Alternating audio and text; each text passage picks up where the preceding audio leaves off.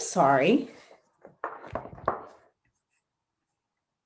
I I I just get so caught up in reading, and I know for many of you guys that would mean the online textbook. I just get lost in my psych stuff, but I'm sorry. Um, Hello, how are you? It's been a while since made a video. Maybe that for some of you, that's a good thing. Uh, Little psych joke there.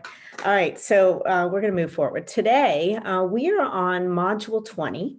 We're starting a new unit today, which is called Sensation and Perception. I feel like I say this with every unit, but it's one of my favorite units. Let's think about that for a moment. Sensation and perception. So just think about like what you know about those terms and all that stuff. So we're going to get started in one moment. Actually, I'm going to put this book under here. Elevation there. All right, so let's get started. So I'm going to try not to be making a bunch of edited versions of video. Sometimes it takes me quite a while to make a video, and I realize I think I just need to go with it. So just know that, just like right now, that there is going to be some mistakes sometimes, and it's not going to be the perfect, although none of them are perfect. Just know that there are no outtakes. All right, so we are today, like I said, we are going to be talking about sensation and perception. Just take a little moment just to look over some of these learning targets. We're going to be talking about exactly what sensation and perception is. We're going to look at how we actually determine, the different characteristics of the different senses, and then what we do with that information that we receive through our senses, how we interpret that information. All right, so let's start with the definition. The process by which our sensory receptors and nervous system receive and represent stimulus energies from our environment. Wow, that sounds like a lot of big words there. What that means is basically when something is coming in, you have 5 different senses. So sight, smell, taste, touch, and hearing. So it's going to come in externally from our environment, the stimuli, right? And it's going to create this in its energy that comes into us, into our bodies, and then it's going to go to our brain for us to actually interpret that information. And that is the perception part. The process of organizing and interpreting sensory information, enabling us to recognize meaningful objects and events. All right, so obviously you need both. You're going to start with the sensation part where it comes in, and then you're going to do something with that information that comes in. All right, so what does it mean? Your nose, eyes, or other sensory organs bring in smell information, or bring in information, a smell, a color, a tall blonde boy with freckles. Okay, I did not come up with these examples myself, but I guess that's an example of some information that you see. Your brain makes sense of that information. Oh, that is my granddad's rhubarb pie. Does anybody know what rhubarb is? It's actually really good.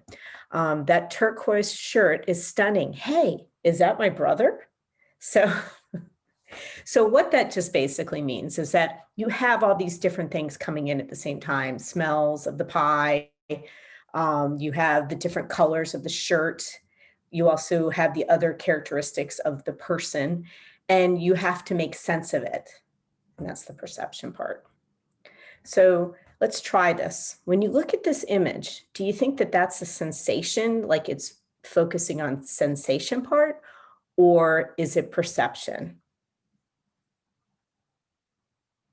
And it's really what you're seeing here is a lot of details about the particular sense of smell and what is involved, like what is the external energy, how does it actually go to the brain, what's the neural process. So this is certainly more of a diagram that's showing the sensation.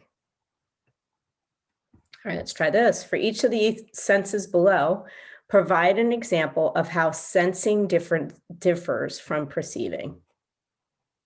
So vision, you are going to look at a picture. Here we go. It's my little picture I bought my daughter for her room. All right, so you look at it, and obviously you're just going to see these particular images here, but it's going to actually go to your brain for you to interpret, like, oh yeah, those are pigs, and oh yeah, that looks like a barn, and it looks like, oh yeah, I guess they must be having maybe some type of fair or something, so you have all this interpretation that goes with that. All right, same thing with all your other senses. You have hearing, it's going to come in your ears, it's going to go to your brain, you're going to interpret it. Gestation, I don't know if you ever knew that that's the word that has to do specifically with taste.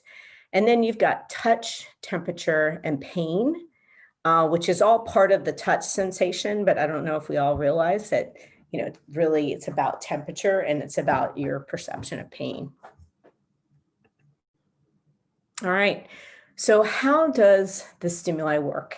All right, so the first thing that it will do is when something comes in, your senses, you have an external energy, you see something, all right? It comes into your eyes, it's gonna go up to your brain, and then you're gonna just interpret, make some type of, unless you have some type of disconnect, let's remember that, like if there's some type of disconnect, that's a different story.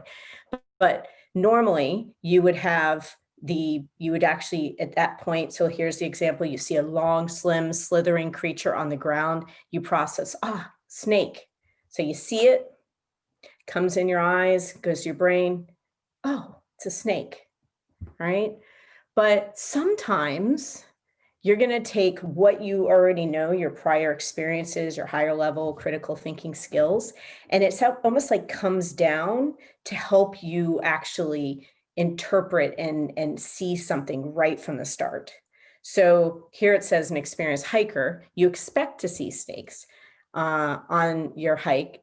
So when the windy stick, lizards all seem like snakes. And that's based on your experiences. It's not like, oh, what is that? That's a snake. You're going to be like, oh, is that a snake? So that's the difference. All right, we're going to try this out a little bit. In the image below, what can we detect through bottom-up processing and top-down? So I don't know how well you can see it. Maybe look a little closer. So give you a second. All right, so for most of us, when we first look at this, it certainly looks like a rose, right? And that would be the bottom up. So it like comes in our eyes, goes up to our brain, we're like, oh yeah, it looks like petals, whatever. And you see the rose, but you didn't necessarily have the prior experience and expectation, that would be the top down part, for you to see, oh, it's a couple kissing. And so it says our sensory and perceptual processes work together to help sort out complex images, including the hidden couple in Sandro del Prete's drawing, The Flowering of Love. I bet you didn't notice it at first, did you? I'm going to try it again. All right, so this is something. Comes in your eyes, goes to your brain. Maybe for some of you right now, it's just still these random images. I'm actually going to be showing this in class, so don't give it away if you see this video before we talk about it in class. So if you don't see anything, then you're still kind of at that bottom-up processing. It's like kind of just these black and white images and speckles maybe, or maybe you're trying to think it's some abstract image. It's actually not an abstract image. You know what it is? It's a cow. Yeah, it is. It's a cow. So allow your top-down processing of what your expectation is of what a cow looks like, your experiences. If you on the road, you're driving by and you see the farm and you got the cows and they're all kind of looking at the fence. So here are the ears. It's an ear, it's an ear, it's an eye, another eye. This is like the snout area. It's kind of looking at you and kind of like it's got its head looking this way and its body this way. Here's the body. And it just makes me so sad. We're going to do this in class, so I'm going to move through this quickly, but I love it when people actually have the top-down processing occur and all of a sudden they see it. All right, I'm going to show you another one. It's the next slide. This one, I'm going to let you just kind of see, and we can talk about it later in class, but I'll just quickly let you look at it.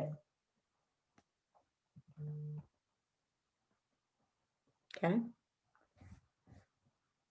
All right, so bottom up processing, what'd you first see? And then the top down, I could tell you that it's supposed to be an image of like a man.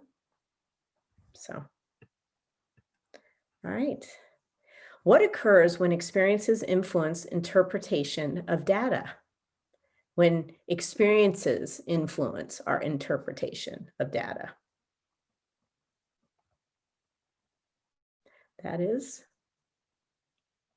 D, top-down processing. Our tendency, so another term that we're going to talk about, and the other thing I want to remind you at this point too, is that it's really a good idea to maybe watch these videos and have the slide deck, or the slides that are here that I provide with you, and you can copy and paste the examples for your slide deck. You can use these same examples, feel free, as long as you just write them out enough that, it's a clear example. All right. What is selective attention? It's our tendency to focus on just a particular stimulus among the many that are being received. So meaning you can, at any particular time, like right now, as I'm doing this video with you, and by the way, it's like at night, and I actually have a dentist appointment at 7:30. I know that's crazy, right? But right now, as I am focusing on trying to do this video, I can hear, like, there's kind of some cars outside. I can kind of hear them. I sometimes hear my cat like snoring. I certainly have kind of a smell. There's a little bit of a musty smell in this room. It just doesn't ventilate as well. So, those are all things that are happening at the same time, but I'm certainly not paying attention to every single stimulus. All right, you're at a crowded party with lots of your friends. Oh my gosh, that was probably a long time ago. Everyone is talking so loud. You're focusing your attention on the conversation with your friend nearby. And then someone on the other side of the room says your name and you hear it. So it's like you're at the party and there's all this stuff going on. All right. But you're able to focus on the conversation that you're having with your friend. And then all of a sudden your attention can change to when somebody yells your name. Or maybe all of a sudden you hear the song that you really like and it's like one of the ones you love to dance to. This is called, another name for selective attention, and you should put this in your notes, is called the cocktail party effect. So it means like when you're at which I think it's a weird name because I'm sure you don't go to cocktail parties.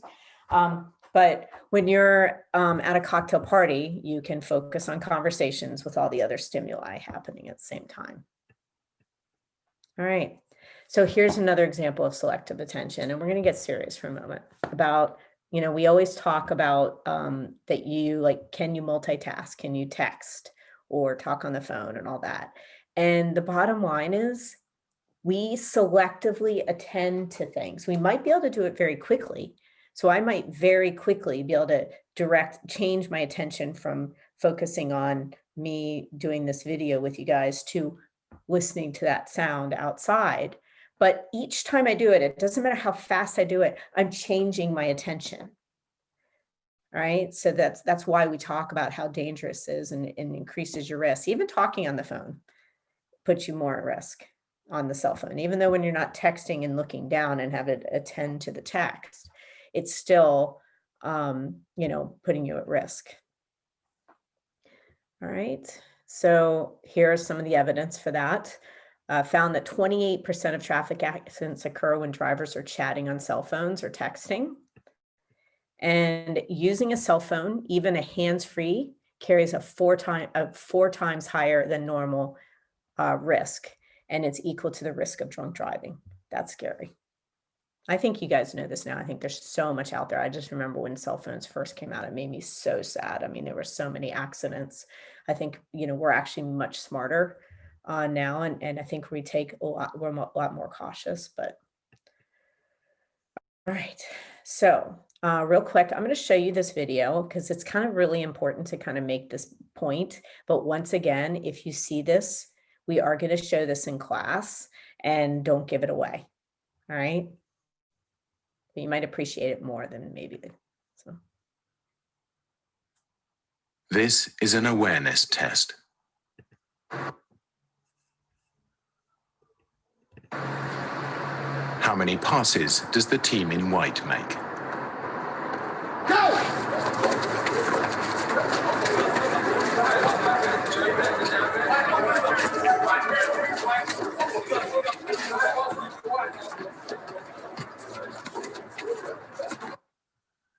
The answer is 13.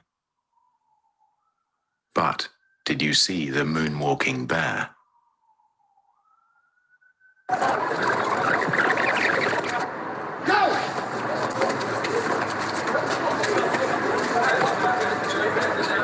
There he is. Moonwalking bear. Oh yeah.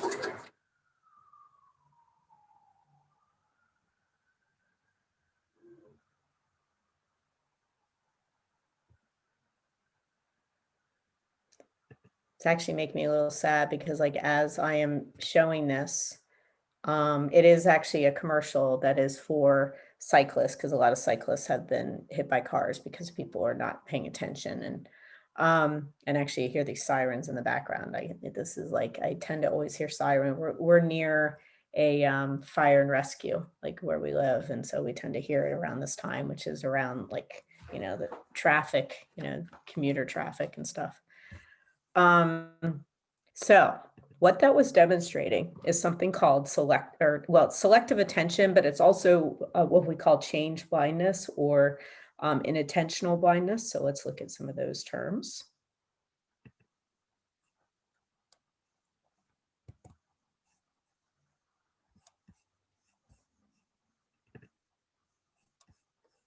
Give me 1 second. I got to share the video again. I mean, share the screen again. Hopefully you guys can see it. All right. So, so you focused on how many passes the team in white made. Okay. And you didn't pay attention and notice the change in the environment, which was this moonwalking bear walking by. All right. So at the level of conscious awareness, we're only in one place at a time. And so we miss salient objects that are available to be sensed. And we also say it's inattentional blindness, failing to see visible objects when our attention is focus is directed elsewhere. So we're attending to one thing, which is good, but we're not noticing all the other things. That's what we mean by inattentional blindness. Also, there's something called change blindness. They're all kind of very similar. Failing to notice changes in the visual environment. There's a lot of really cool videos of this too. This experiment, it's basically this guy asks for directions, and then they do this experiment where somebody just walks by the people, like while he's about to give directions, and crosses through him, and they actually ends up being a different person, but they don't notice the change. I'll see if we have time, I'll show you that video too. Excuse me. All right. What are the 3 steps involved in sensation, and what is transduction? Okay, so one of the things that we're going to talk about next, so we talked about how, like, you know, we can have changes and we selectively attend to things. But we also kind of start to get down to the nitty gritty about, like, what happens when things come in, you know, through our senses, like comes in our nose, comes in our eyes, which is light energy, comes in our ears. You know, we got sound waves. And what happens is it's like external energy initially, whatever that energy is. Like I said, there's light that enters the eye, you know, there's sound waves. We got chemicals, you know, that come in through our nose, and it converts into something else. So it goes from being that external energy, and then it gets converted into an actual neural impulse. And you guys remember neurons from last unit. And it gets into a neural impulse that goes to your, it actually starts communicating neurologically for you to interpret that whatever that those, molecules that came in your nose, you can interpret that as like, it smells like a rose or, the perfume. All right. So you receive the information first, it transforms, it converts, and then it delivers the information. All right. As Jeff reads his psychology textbook, he is able to convert the light waves into signals that his brain can interpret due to the concept of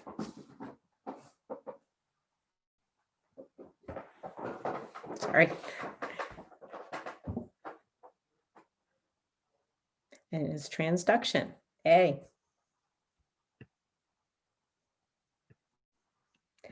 All right, here's another term. What is psychophysics? That is the relationship between physical characteristics of stimuli, such as their intensity and their psychological experience of them.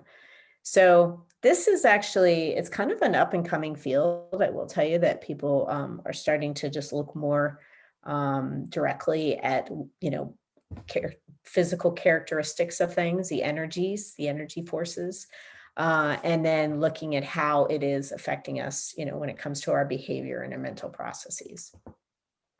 For instance, what is it about the smell, taste, and texture of buttery popcorn that produces a delicious, satisfied, happy response in you? Ooh, wow. There's a lot of energy with that, like that smell, and the sound of maybe it popping in the microwave, things like that, stuff like that. So that is psychophysics. All right, so I think this is one of the last things that we talk about in this module is one other thing when we talk about sensation and perception, and really for us to start understanding, and we're going to actually look at the individual senses, like, vision being the primary one that we'll look at. We have to understand, like, how much external energy does there actually need to be for you to detect that there is actually a stimulus.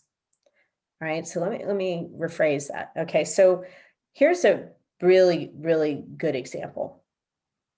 Somebody, in a classroom, they reach into their purse and they find some hand cream and they start to put the hand cream on. You don't see them do it, okay? So at what point are you going to actually notice the smell of, the rose hand cream? That is going to be potentially what your absolute threshold is for smell. Like how much of that smell or that, let's say drops of perfume does there need to be for you to actually even detect at all that there is perfume in the room? And we're not just talking about obviously our sense of smell. We're saying what is our absolute threshold for all of our senses? And humans have a certain threshold. Other animals have different thresholds, or sometimes they might have similar thresholds to us. So, like for example, we know that dogs, they smell things like just so much more intense and are able to detect a smell much sooner than we would be able to. Right? Their threshold is different. So the absolute threshold is the minimum stimulation needed to detect a particular stimulus 50% of the time. And the reason why they say 50% of the time is that you're not necessarily, even at your threshold, like that minimum amount, you're not necessarily going to detect it every time because there could be other distractions in your environment. The difference threshold is looking at the difference between two stimuli required for detection 50% of the time. We also call this just noticeable difference. And a really good example is like, how much does a light need to increase in brightness for you to notice that it has changed? That would be the just noticeable difference. So there's the minimum, which is the absolute. And then there's also how much of a change to a stimuli before you would notice the change. And as I'm doing that, let's see if I can. Well, you obviously notice that. That's pretty significant that I turn the light off. But it's one of those lights, that you use for like selfies. My husband got it for me to make videos. But this one, it actually does increase. I was trying to increase the brightness. See? Right? So you're noticing it for each of those because obviously the difference threshold, like you're noticing the change. But sometimes there could be such, like if you have a dimmer on your lights, that sometimes you could just move up the dimmer a tiny bit, which actually is making it a little brighter or making it, not as bright. And you won't notice it at first. You could have, or you could be dimming, like, or let's say the room, let's start over. Say the room is really light. You go to the dimmer in your dining room and you decide you're going to turn down the lights, but you just do it really, really slowly. And maybe the people that are in the room don't even notice that it got darker in the room. And then eventually they're like, hey, who turned down the lights? That's the difference threshold. Okay. All right, so this next term, this one kind of gets people a little confused. So I'll do the best I can to explain it and we'll talk about it more in class. So here's some examples. So they're talking about a hearing specialist exposes somebody, like when you do a hearing test, they're actually determining, obviously, if you have some if you have some hearing loss or some issues with hearing, because maybe you're not detecting the lowest stimulus that is considered, audible for a human. So, all right. Have you ever been caught texting on your phone during class by a teacher in one class, but you get away with regularly in another? Do you know that even when parents have a newborn or exhausted from sleep deprivation, they can still hear the slightest whimper of their baby because they're really attending to it? It's really important to them. Do you or your friends have different opinions about how much onion is too much onion on a hamburger? So all of these are an example of another term, which is called the signal detection theory. And it just means that we have to recognize that there are other influences in whether we're able to detect a signal. And a signal, we mean like from all of our senses. Signal, we always tend to think of like with hearing, but it really is talking about any signals that are meaning like just stimuli from our environment and whether we're going to detect it, whether it's a smell, taste, touch. A theory predicting of how and when we detect the presence of a faint stimulus amid background. So, for example, right now I am, at what point, even there could be a bunch of background noise. Actually, I just detected the signal. My husband sounds like he's about to come through. Here he is. Hello. You're one of my examples. I'm talking about signal detection theory, and I'm saying at what point are we able, with all background noise, are you able to detect a signal? And I very quickly could hear you coming through that door. So just to let you know. So you're kind of like the moonwalking bear, which was another example I just gave. All right. So moving on. That was not on purpose, and I'm trying to actually make it relevant to what we're talking about. So it just means that if I know, actually, I was able to very quickly tell he was going to walk through, because sometimes I'm worried that I don't necessarily want interruptions when I'm teaching and stuff like that. So I'm really, really like paying attention to make sure that I deal with any distractions that might come into like when I'm teaching or making a video. So our psychological state, our experience, and our expectations and how alert we are is going to determine whether we're able to detect a signal.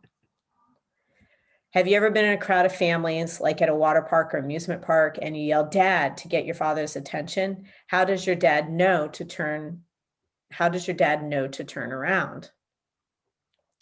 How does a musician know when they are playing a little flat or sharp of their intended note? So what those examples are just saying, that because of their experiences and because of their background and their knowledge and all that, that they are going to be more sensitive to certain signals. So in the case, obviously, your dad is attentive to you and hearing your voice and knowing that you need something. And then musicians obviously are really attuned to how flat or sharp their particular notes are that they're trying to play. How can you tell when just the slightest note of irritation is in your friend's voice? There's another signal detection. All right, so I think this is the last thing. It's called Weber's law. So when we're talking about difference, differences, like I'm going to go back to that example, you are increasing you're making the room brighter. How much, does it need to increase in brightness for you to actually notice that it got brighter? Remember, that's the difference threshold. Well, they just found that recognizing the differences between stimuli in understanding the difference between the degrees of stimulation, that they must differ by a constant minimum percentage, that it's not just going to be some amount, arbitrary amount. It's going to actually be a percentage that what you would notice is what the difference threshold is. So let's read these examples, and then I'll kind of go back to a prime example I tend to use. How will I notice the difference? 2 lights must differ in intensity by 8% for you to notice the change. So it's going back to what I said. So they've actually done studies, and they found that with humans, for them to recognize the difference, meaning that something got brighter or more intense, the light, that there has to have been an 8% increase in the intensity of the light for you to actually notice it got brighter or dimmer, whichever direction you're going, okay? 2 objects must differ in weight by 2%. And 2 tones must differ in frequency by 0.3%. So the weight example, with this one example I give a lot. So if I gain or I lose 2 pounds, you might notice it on me a little bit more than if somebody that weighs 300 pounds loses 2 pounds, okay? Because it's a much lower percentage of their overall body weight if they only lose 2 pounds, like actual pounds. So, but we do know that based on percentages, that if both I lose 2% of my body weight and somebody that's 300 pounds loses 2% of their body weight, in both instances, you're going to notice the difference. The difference threshold is the minimum difference between 2 stimuli required for the detection 50% of the time. We experience a different threshold as a just noticeable difference. Weber's law tells us that the difference must vary by a constant percentage. Just remember, it's based on percentage change, not just like an amount, not a constant amount. All right, so here's an example of looking at the just noticeable difference. As you look through, now I first off want to tell you, it's weird when I show this, and it's also this is in your textbook. Some people are like, why are you showing a Bible verse? Or, and I think it's just, they give this as an example. I'm not quite sure why they pick this, but what's actually happening here is the font is slowly increasing and getting larger. And at what point do you notice the change in font? That's the just noticeable difference. What principle states that to be perceived as different, 2 stimuli must differ by a minimum percentage rather than a constant amount? Hopefully you're paying attention. It's the signal detection theory, C. So the last thing is subliminal stimuli. Subliminal stimuli are basically things that are right at the threshold, that we maybe don't notice them, but they could still be affecting us. And there's some controversy as to whether subliminal perception is real and people are really influenced by it. There is an example of like when they first had some research that was done on subliminal perception, a lot of psychologists were kind of trying it out. And like an example was they had drive-in movies, and people during the like intermission of the movie, they would flash on the screen really fast, like popcorn, but you couldn't actually see it. So like the people weren't saying, oh, I just saw popcorn on the screen. They actually didn't notice it, but then all of a sudden they felt like getting popcorn. That's subliminal perception. Priming is the activation, often unconsciously, of certain associations, thus predisposing one's perception, memory, or response. Even if you don't think you notice a stimuli, your brain might, and that can impact you. So just meaning like you could be primed, something could be activating something that is going to get you to respond without you even being aware. All right, last thing I'm going to tell you. And this last thing, it really bums me out that we can't be in class to do this because I love doing little sensory adaptation experiments. So sensory adaptation is basically that we get used to sensory stimuli after time. The real simple example is, you know how like sometimes you walk into a room and it smells really bad? Like actually, my neighbor the other day, I was at her house and unfortunately a deer passed away like in the woods, and they are so like the county is not able to pick up the deer as quickly. So it's just kind of been sitting back. Yeah, I know. So it smelled really bad. And we were in the backyard talking and everything. And I started to notice that after a while, wasn't even noticing the smell. And then when I left and then I came back to drop something off, I was like, oh my gosh, I can't believe we stood in the backyard and talked. And it smelled so bad. So that's what sensory adaptation is. But remember, this is all our senses. I think I've been giving a lot of smell examples. All right. Have you ever noticed your friend's home has a certain smell and goes away? Do you ever notice you look around for your cell phone only to realize it's in your pocket? Yes. Has a family member fallen asleep in front of the TV, and to be kind, you turn off the TV and cover them up with a blanket? Do they wake up? Why? So they may wake up because they got used to the television, right? All right, being able to ignore stimuli leaves us free to focus on the stimuli that is changing. Our sense receptors are alert to novelty. A new situation means we need to evaluate and assess it. So it's basically, this is an evolutionary psychology explanation that's just saying that if we were constantly responding to everything in our environment and not getting used to anything, that we would just, I don't know, everything would seem like a threat and we'd be bothered, and we need to be able to adapt and recognizing whether something is a threat or not. We perceive the world not exactly as it is, but as it is useful for us to perceive it. That's a good little way to end. All right. Taishane went swimming with friends who did not want to get into the pool because the water felt cold. Taishane jumped in and after a few minutes declared, "It was cold when I first got in, but now my body is used to it. Come on in."